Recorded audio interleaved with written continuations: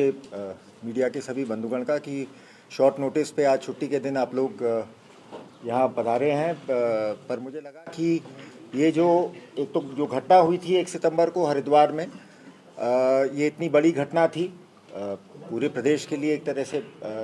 सिर्फ पुलिस विभाग के लिए नहीं, सरकार के लिए भी एक बहुत चिंता की बात थी। और इसमें जिस तरीके की बाद में प्रतिक्रिया भी आई, कई लोगों ने इसमें पुलिस पे, सरकार पे और हमारे प्रदेश की अपराध और कानून व्यवस्था पे सवाल भी उठाए, चिंतन भी किया, आलोचना भी की। जायज़ बात है, होनी भी चाहिए जब ऐसी कोई बड़ी घटना होती है। पर मुझे लगा कि चूंकि इसमें जिस तरह से काम हुआ है और हमारी टीम ने, खास तौर से एसएसपी हरिद्वार के नेतृत्व में जो हमारी टीम इस घटना के खुलासे में लगी थी, तो जिस तरह से कल रात भी और अभी आप लोगों को पता चला होगा, अभी 2 और इसमें लोग गिरफ्तार हुए हैं जो इस गैंग के सदस्य, उनसे भी कुछ रिकवरी हुई है। तो मुझे लगा कि ये इतना बढ़िया और इतना अच्छा काम हुआ है कि पुलिस मुख्यालय में मुझे बुला के एक तो इसके बारे में आप सबको जानकारी देनी चाहिए। और जब देखिए, जब कोई इस तरीके की घटना होती है तो जिस तरह से पुलिस की कार्यप्रणाली पे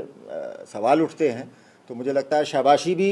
उतने ही खुले कंठ से पुलिस को मिलनी चाहिए, हमारी टीम को खास तौर से, जिन्होंने इसको एक चुनौती के रूप में लिया। और बस इतना मैं बताना चाहूँगा कि देखिए, अपराध और जहाँ तक अपराध और कानून व्यवस्था की बात है, अपराध तो होगा समय समय पे, बदमाश और जो इस तरीके के गैंग्स हैं समय समय पे वो दुस्साहस करेंगे। और मैं समझता हूँ इस बार चाहे उत्तर प्रदेश हो, चाहे कोई भी और राज्य हो, समय समय पे इस प्रकार की घटनाएं अवश्य होती हैं। लेकिन पुलिस प्रशासन और जो खासतौर से जो पुलिस के हमारे ज़िले में फील्ड में लोग हैं और ख़ासतौर से थाना स्तर पर, सर्कल स्तर पर जो भी लोग हैं, उनकी कार्यकुशलता और उनकी कार्यक्षमता इसी में है कि इस चीज़ से वो विचलित ना हो, उसको एक चुनौती के रूप में स्वीकार करें और फिर मेहनत करके लगन से उसका खुलासा करें। और मैं बस इतना ही कहना चाहूँगा कि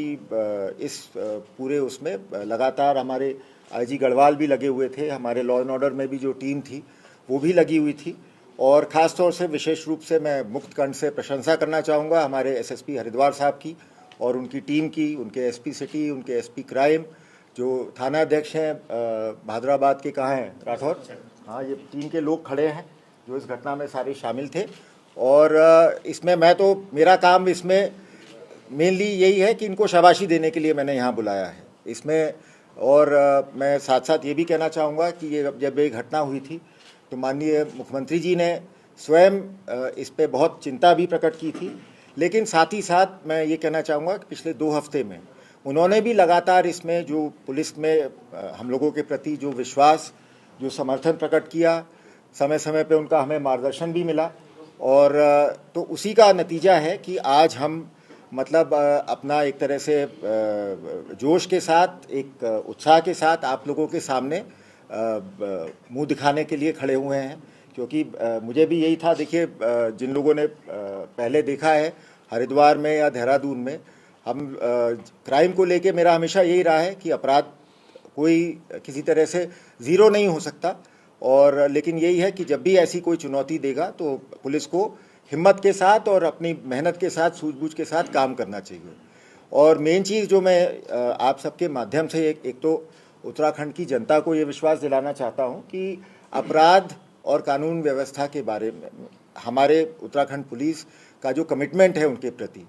जो हमारी जिम्मेदारी है उनके प्रति, उसको हम भलीभांति समझते हैं और उसको निभाना भी हमें आता है। तो एक तो विश्वास रखें कि जब भी कभी कोई ऐसी बात होगी तो आपकी पुलिस आपका दुख दर्द दूर करने में होगी, तो आपकी पुलिस आपका दुख दर्द दूर करने में, आपके साथ जो भी बड़ी घटना हुई है उसका निवारण करने में, उसका निस्तारण करने में, उसका खुलासा करने में कोई कमी नहीं छोड़ेगी। और बदमाशों को और उनको जो भी लोग यहाँ पर संरक्षण देते हैं या प्रदेश के बाहर संरक्षण देते हैं, उनको मैं बस इतना ही कहना चाहूँगा कि अगर कोई ये समझता है कि उत्तराखंड सॉफ्ट प्रदेश है पुलिसिंग के लिहाज से, या हमारी पुलिस साहब मित्र पुलिस है और साहब ये तो देवभूमि है और यहाँ हम आके कुछ भी कर जाएंगे और उसको जवाब नहीं मिलेगा, तो मैं ये भी दोहराना चाहूँगा, पहले भी हमने इस बात को कहा था कि कोई ये ना समझे, बदमाशों के लिए, उनके आकाओं के लिए हमारी पुलिस बिल्कुल काल पुलिस है और बिल्कुल किसी कहीं तक हमें जाना पड़े हम ऐसे गैंग्स का पीछा कहीं भी नहीं छोड़ेंगे। और बिल्कुल अगर कोई सोचता है कि बंदूक के दम पे यहाँ आके लूटपाट कर सकता है तो बंदूक का जवाब हम गोली से देंगे। बस इतना कहना चाहूँगा। और टीम को जो टीम ने बढ़िया काम किया है, इसको मेरी ओर से भी 1 लाख रुपए के इनाम की घोषणा है और इसमें हम देखेंगे जो अगर बनता है तो इनको हम राज्य स्तर पे या राष्ट्रीय स्तर पे जो भी इनके सराहनीय काम के लिए जो हम पदक दिलवा सकते हैं, हम मेडल का भी इसमें केस बना के भेजेंगे। बहुत अच्छा काम हुआ है ये। और ये भी कहना चाहूँगा कि आप सभी जानते हैं कि जो जुलाई 2009 की घटना थी रणबीर वाला केस, मेरे ख्याल से उसके बाद से लगातार कभी 14-15 साल तक थोड़ा सा पुलिस ऐसे अपराधों को लेके बैकफुट पे थी और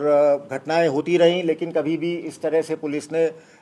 हिम्मत दिखा के, जाबाजी दिखा के मुंह तोड़ कार्रवाई नहीं की। लेकिन पहले अप्रैल में देखा आपने जब नानक मत्ता वाली घटना हुई थी, उसमें भी बड़े दुर्दांत अपराधी और गैंग इन्वॉल्व था, उसका भी हमने तुरंत 10 दिन के भीतर खुलासा किया और उसमें से एक बदमाश को मार गिराया। इसी प्रकार से मुझे बहुत खुशी है इस बात की और सेटिस्फैक्शन है कि हमारी टीम ने, इतनी बड़ी घटना हुई लेकिन हिम्मत नहीं हारी और 2 हफ्ते के भीतर इस घटना का खुलासा किया है। इसमें जैसा जो मुझे बताया गया, जो एक बदमाश मारा गया था उससे लगभग 25 लाख रुपए की ज्वेलरी की रिकवरी है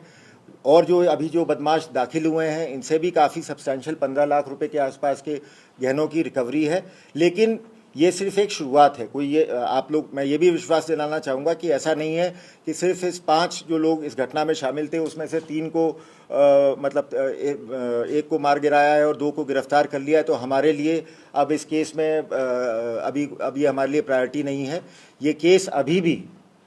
उत्तराखंड पुलिस के लिए नंबर 1 प्रायोरिटी है और जब तक हम ये बाकी जो 2 बदमाश जिन्होंने ये आके दिन दहाड़े हमारे यहाँ हरिद्वार में तीर्थ नगरी में इस घटना को अंजाम दिया था, उनको भी हम बख्शने वाले नहीं हैं। हमारा प्रयास रहेगा कि इसमें 100% या 100% के आसपास पूरी रिकवरी हो और बाकी 2 को भी हम जल्दी अंजाम तक पहुँचाएँ। डिटेल्स हम आपके साथ अभी प्रेस नोट के माध्यम से शेयर कर रहे हैं और अगर किसी को संक्षेप में कुछ पूछना हो तो I am ready to answer. आप यहाँ से